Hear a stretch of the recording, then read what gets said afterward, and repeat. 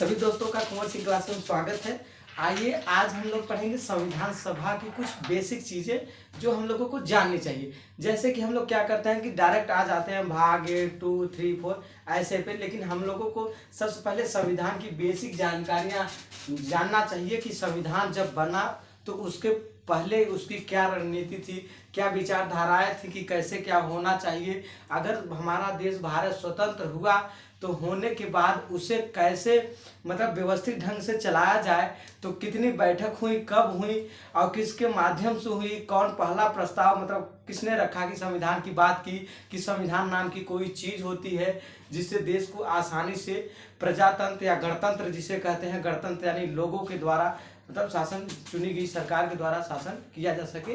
तो आज हम लोग सबसे पहले संविधान सभा की बात करेंगे कि जब हमारा देश अखंड भारत, यानी अखंड भारत का अर्थ है, अखंड भारत का अर्थ आप लोग पहले सबसे पहले जानिए कि जो भारत था, अखंड भारत था, उसमें जो आज आप लोगों का पश्चिमी साइड जो पाकिस्तान है और जो पूर्वी साइड जो बांग्लादेश है, यह सब भारत के हिस्से थे। और ये हिस्से जब भारत से अलग हुए तो जब भारत आज़ाद हुआ सन 1947 के पहले, जब भारत और पाकिस्तान का बंटवारा नहीं हुआ था, बांग्लादेश भी उसमें शामिल था, तो उसके पहले अंग्रेजों की जो गुलामी के जंजीर में जकड़ा हुआ भारत था, तो कैसे निकला और निकलने के पश्चात संविधान का निर्माण हुआ, तो कैसे हुआ, फिर क्या स्थिति आई कि बंटवारा हुआ हिंदुस्तान और पाकिस्तान का। तीन सब के बारे में हम लोग आज विशेषता अध्ययन करेंगे। सबसे पहले आइए जानिए संविधान सभा, यानी कि कोई भी अगर संविधान बना होगा तो उसके लिए सभा आयोजित होगी कि सभा यानी कि 2-4 जो मुख्य अतिथि के रूप में होंगे, उनकी विचारधाराएं होंगी कि किस प्रकार से सब अपने अपने विचार व्यक्त किए होंगे। तो सबसे पहले जानिए कि संविधान जो वर्ण है यह आया कहाँ से, इसका अर्थ क्या होता है। ठीक, देखिए संविधान बनने के पहले जो शासन व्यवस्था थी वो वंशानुगत थी, यानी कि राजा पीढ़ी दर पीढ़ी वाली व्यवस्था। ठीक, जैसे संविधान, संविधान शब्द का सबसे पहला प्रयोग हेनरी मैन जो कि ब्रिटेन के रहने वाले थे, हेनरी मैन सर जो हैं, इन्होंने बताया कि संविधान के बारे में बताया कि संविधान मतलब इन्होंने इसका प्रयोग किया कि इस प्रकार से जो कि शासन व्यवस्था को आसानी से चलाया जा सकता है, जो कि ब्रिटेन में। हमारा देश तो सन 1947 में आज़ाद हुआ था। आज़ाद हुआ का अर्थ मतलब कि पूर्ण तरीके से स्वतंत्र हुआ। लेकिन आप लोगों को यह जानना आवश्यक है कि जैसे ऐसा तो हुआ नहीं होगा कि केवल एक दिन की लड़ाई हुई और 1947 या 15 अगस्त 1947 को देश आज़ाद हुआ, ऐसा तो कोई यहाँ मतलब नहीं है इसका। यानी कि अगर कोई भी चीज़ जहाँ जैसे आप लोग अगर सफलता प्राप्त करते हैं तो उसके पीछे आप लोगों को कई दिनों की मेहनत होती थी। ठीक, उसी प्रकार हमारा देश जब 1947 में आज़ाद हुआ तो इसकी भी कई पीछे कितने क्रांतिकारियों ने अपना योगदान दिया। सन 1857 जो कि शुरुआती दौर था क्रांति का, वहां से लेते हुए स्वराज यानी कि अपना देश आज़ाद हो, मंगल पांडे, कई कई क्रांतिकारियों के नाम आप लोग जानते होंगे जिन्होंने अपने देश निर्माण के प्रति सब कुछ न्यौछावर कर दिया। उस प्रकार हमारा देश आज़ाद हुआ। आज़ाद होने के पश्चात जब देश आज़ाद हुआ तो आज़ाद तो 2-4 पहले से साल से हुआ था, ऐसा नहीं कि 1947 को ही आज़ाद हुआ था। मतलब पूर्ण तरीके से नहीं हुआ, पूर्ण तरीके से घोषणा नहीं हुई कि हमारा देश आज़ाद हुआ, जैसे हम चाहें वैसा कर सकते हैं। लेकिन 1-2 वर्ष पहले से ही ऐसा था कि अब हम लोगों का, जैसे कि आप लोग देखिए, जैसे कोई व्यक्ति जब सफल होता था उसको 1-2 साल पहले उसकी जो इतनी कड़ी मेहनत होती थी उसको आभास होने लगता था कि अगर इस बार मैं एग्जाम दिया, कैसे क्या किया, तो मेरा परीक्षा एग्जाम निकल जाएगा। उसी प्रकार इसकी लड़ाई, मान लीजिए अभी एक लड़ाई थी, बहुत गंभीर लड़ाई थी जिसको हमारे वीर क्रांतिकारियों ने लड़ा और हमने आज़ाद हुआ। आज़ाद हुए जब भारत और पाकिस्तान दोनों मिलकर देश जब मतलब कि आज़ाद हुए, बंटवारा नहीं हुआ था, तो उसके पहले की बात कर रहे हैं हम कि जो संविधान सभा था, संविधान का नाम कौन लिया। संविधान शब्द का नाम सबसे पहले हेनरी मैन जो कि ब्रिटेन के रहने वाले थे, आप लोग समझिए मेरी बात को। और संविधान की मांग किसने की? भाई किसी की तो होगी, जैसे आप लोगों को जिस चीज की आवश्यकता होती है उसकी मांग करते हैं, चाहे स्कूल हो या विश्वविद्यालय हो, धरना पे बैठते हैं कि हमारी मांगे पूरी की जाए। तो उसी प्रकार हमारे जो क्रांतिकारी थे उन्होंने भी अपने मांग को रखा होगा, सीधी सी बात है। तो सबसे पहले किसने मांग की? तो सबसे पहले किसने मांग की थी? बाल गंगाधर तिलक जी ने, जिन्होंने स्वराज विधेयक के अध्यक्ष थे। इन्होंने कहा था कि स्वराज मेरा जन्मसिद्ध अधिकार है। ठीक, ऐसा कुछ नारा आप लोगों ने सुना होगा। तो बाल गंगाधर तिलक ने सन 1895, मैंने कहा था कि देश हमारा 1947 में आजाद हुआ, लेकिन इसके पहले भी क्रांतियां होती थी देश आजाद होने के लिए। अगर सोचिए कि आप किसी के मतलब गुलाम हैं, वो जैसा कहेगा आप करते हैं, तो आपकी भी इच्छा होनी चाहिए कि मैं स्वतंत्र हूं, मैं जैसा चाहूं वैसा कर सकता हूं। तो उसके लिए आप लोगों को उसका सामना करना पड़ेगा। उसी प्रकार यहाँ सन 1895 में बाल गंगाधर तिलक ने भी संविधान की मांग की, यानी कि हमारा स्वराज की मांग की कि हमारा जो है कि देश स्वयं का हो, हम अपना खुद का संविधान बनाएंगे, खुद शासन करेंगे। तो सबसे पहले इसकी डिमांड किसने की थी? बाल गंगाधर तिलक ने। उसके बाद इसकी औपचारिक मांग किसने की? औपचारिक तरीके से।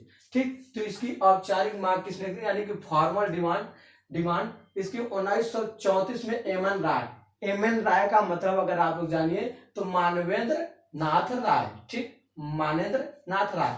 आप लोगों को जितनी भी बात मैं बता रहा हूं ये बेसिक है, इसको भी जानना आप लोगों को जरूरी है कि इनका भी योगदान था। आप लोग डायरेक्ट आ जाते हैं संविधान पे कि संविधान में 22 भाग होते हैं, संविधान में 395 अनुच्छेद होते हैं, या संविधान में 12 अनुसूचियां होती हैं। तो इस तरीके से हम लोगों को पढ़ना है। इसके आगे हम लोगों को स्टेप बाय स्टेप पढ़ना है।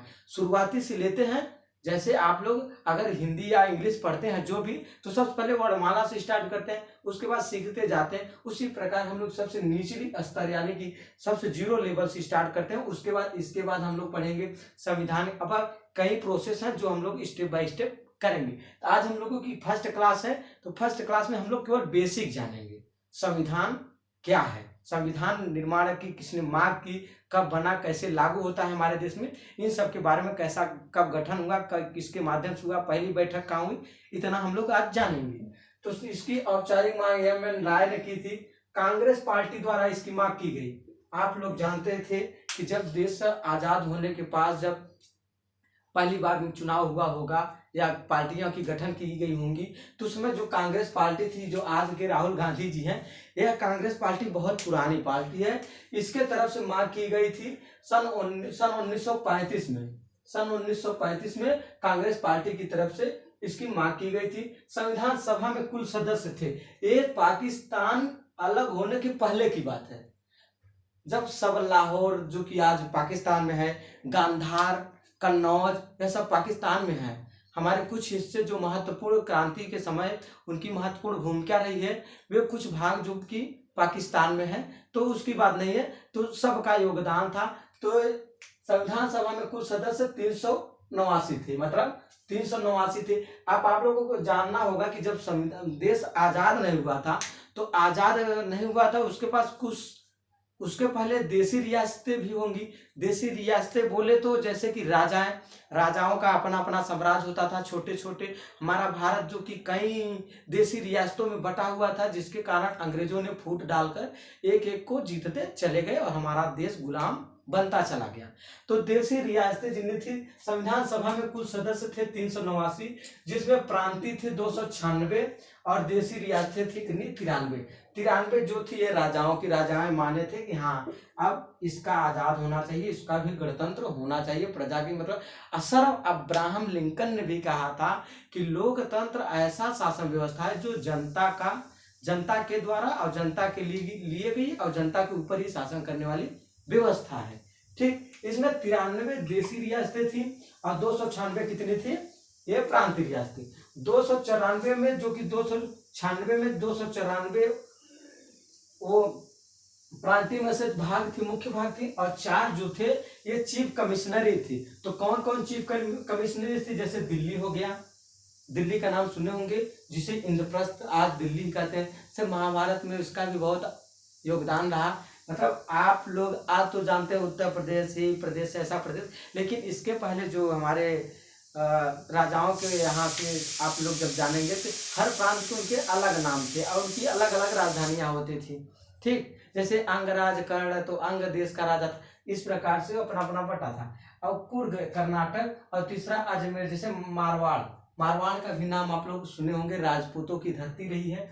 उसके बाद बलूचिस्तान। ठीक, ये 4 चीफ कमिश्नरी थी। हम लोग जानेंगे संविधान सभा में अगर 389 सदस्य थे तो इस उस समय भी कुछ वीरांगनाएं थी, तो महिलाओं का कितना योगदान था। तो इस संविधान सभा में 389 कुल सदस्य थे, जिसमें कुल महिलाएं थी 15 महिलाएं थे।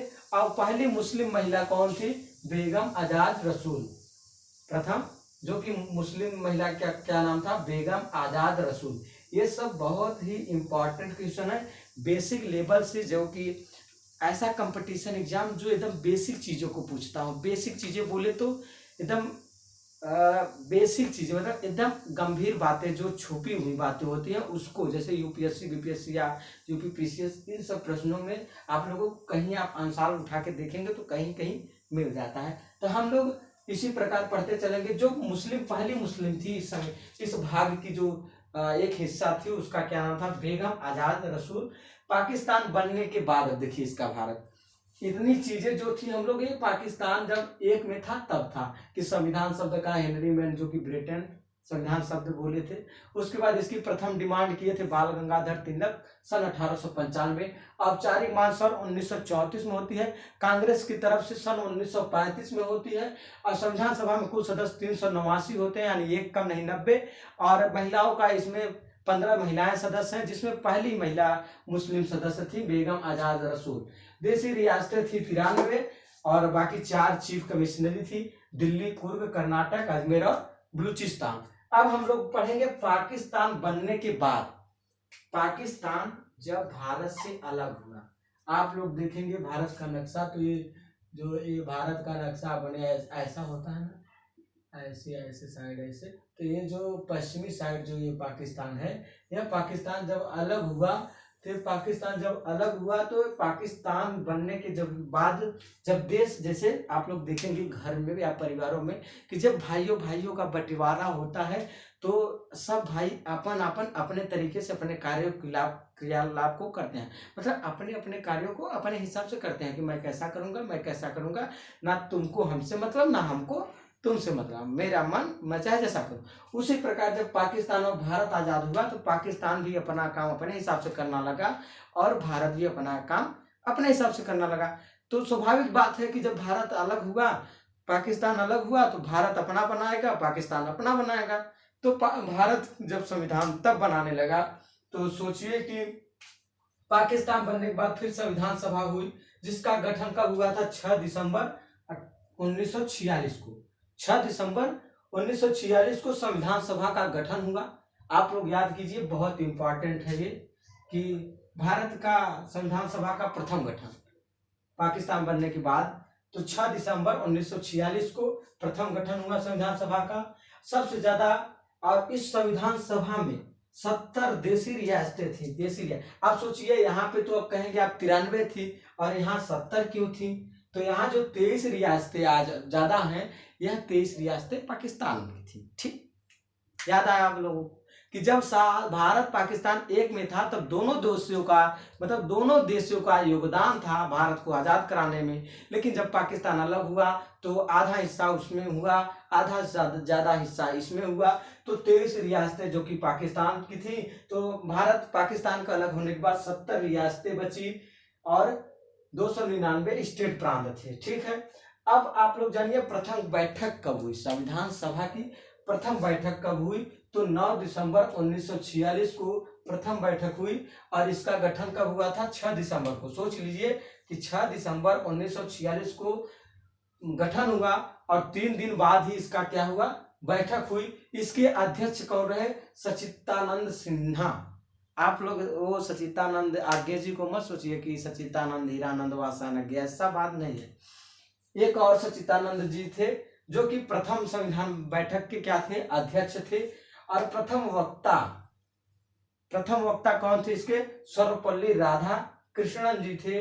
मतलब इसको, जैसे अगर आप लोग देखते होंगे कई मंच या अगर साहित्यिक से जुड़े होंगे तो कई मंच होते हैं, तो उसके संचालक, व्यवस्थापक, मैनेजर, डायरेक्टर सब अलग अलग होते हैं। तो उसी प्रकार जब यह संविधान सभा का गठन हुआ तो उसके अध्यक्ष बने थे कौन?